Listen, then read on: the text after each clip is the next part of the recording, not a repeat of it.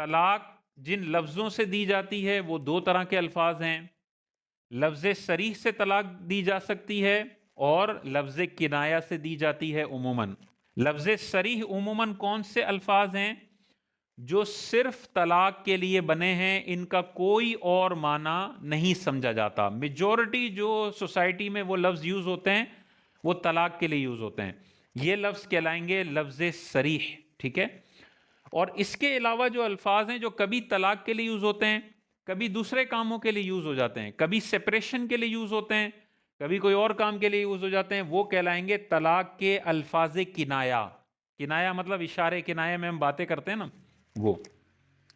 اب لفظ صریح اپنے ذہن میں رکھ لیں. طلاق کا لفظ لفظ صریح ہے، اس کا اور کوئی مطلب نہیں ہے سوائے سپریشن کے.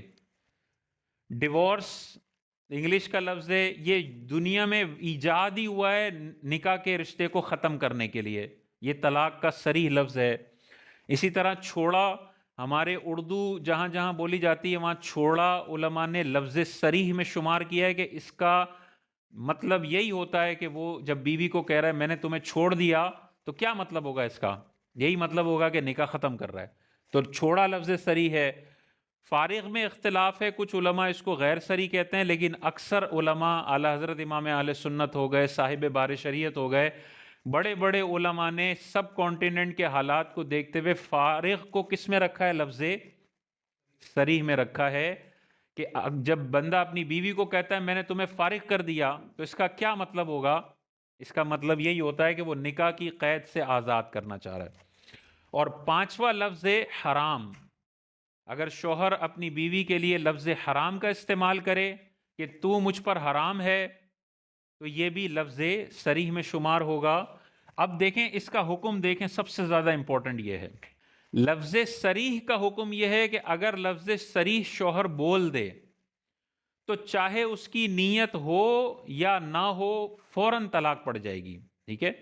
اگر کوئی اپنی بیوی کو کہتا ہے میں نے تمہیں طلاق دی تو چاہے نیت کرتا ہے نہیں کرتا، کوئی بھی اس کی نیت ہو ڈرانے کی دھمکانے کی، اگر وہ پریزنٹ ٹینس کے ساتھ بول دیتا ہے یا ماضی کے ٹینس کے ساتھ بول دیتا ہے اور بیوی کی طرف نسبت کر دیتا ہے کہ میں نے تجھے طلاق دی، اب لاکھ قسمیں کھائے کہ میں نے ڈرانے کے لیے بولا تھا، میرا یہ مقصد نہیں تھا، اس کی بات نہیں مانی جائے گی.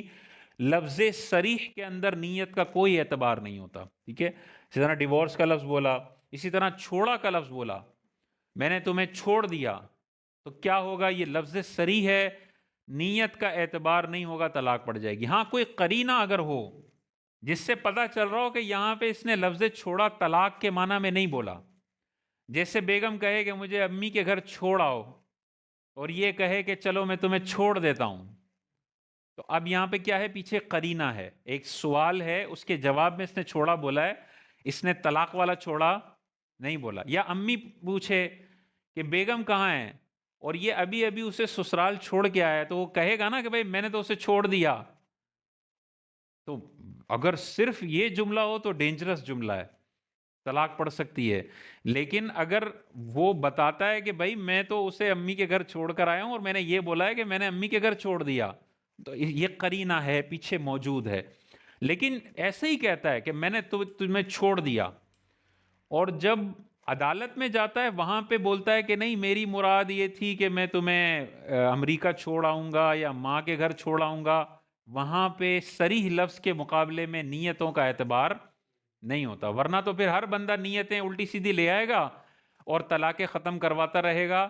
صریح لفظ کے مقابلے میں نیت کا اعتبار نہیں ہوتا. اسی طرح فارغ کا لفظ ہے، جاؤ میں نے تمہیں فارغ کر دیا. تو آپ جب بھی جاب پہ ہوتے ہیں، کوئی وہ کہے آپ کا اونر جاؤ تم آج سے فارغ ہو، تمہیں میں نے فارغ کر دیا، اس کا کیا مطلب ہوتا ہے؟ ملازمت سے فارغ. اسی طرح نکاح میں اگر شوہر کہہ رہا ہے کہ جاؤ میری طرف سے تم فارغ ہو، میں نے تمہیں فارغ کر دیا، کیا مطلب ہوگا؟ نکاح ختم کر رہا ہے وہ. تو فارغ کا لفظ بولا، اب چاہے لاکھ مرتبہ نیت اپنی بتاتا رہے کہ میں نے تو ماسی رکھ کے دینی تھی اور کاموں سے فارغ کا بول رہا تھا میں، بھئی کاموں سے فارغ بول رہے تھے تو کام کا ذکر کرنا تھا، کیوں نہیں کیا؟ تو پڑ جائے گی. ہاں یہاں پہ بھی اگر قرینہ ہو، کیا قرینہ ہو؟ کہ بیگم کہے کہ یار میں کاموں سے بڑی پریشان ہو گئی ہوں، مجھے کاموں سے فارغ کر دیں، ماسی رکھ دیں اور مجھے کاموں سے فارغ کر دیں، اور شوہر اس کے جواب میں کہے جاؤ تمہیں فارغ کیا، मासी रख लो, तो अब तलाक पड़ेगी कि नहीं पड़ेगी? नहीं पड़ेगी, क्योंकि पीछे करीना मौजूद है, ये मासी रख के कामों से फारिग करवाना चाह रहा है। लेकिन वैसे ही झगड़ा चल रहा है और शौहर कहता है जाओ मैंने तुम्हें फारिग किया, या नॉर्मल हालत में बैठा हुआ है कहता है मैंने तुम्हें फारिग कर दिया, तो इसका कोई और मतलब नहीं है सिवाय इसके कि ये क्या कर रहा है? तलाक दे रहा है। तो ये इसी तरह हराम का और क्या लफ्ज होगा? बंदा अपनी बीवी को कह रहा है मैं तू मुझ पर हराम है, इसका ये मतलब तो नहीं होगा ना कि ये हुंसा घुमाने लेकर जा रहा है, हो ही नहीं सकता। तो चाहे जहन में वो कुछ भी नीयत हो, हराम का लफ्ज लफ्ज सरी है और इसके बोलने से तलाक पड़ जाएगी और नीयत का कोई एतबार नहीं है। अच्छा, अब इसमें देखें, लफ्ज तलाक से, लफ्ज डिवोर्स से, लफ्ज छोड़ा से, लफ्ज फारिग से, इन सब से तलाक रजई पड़ेगी।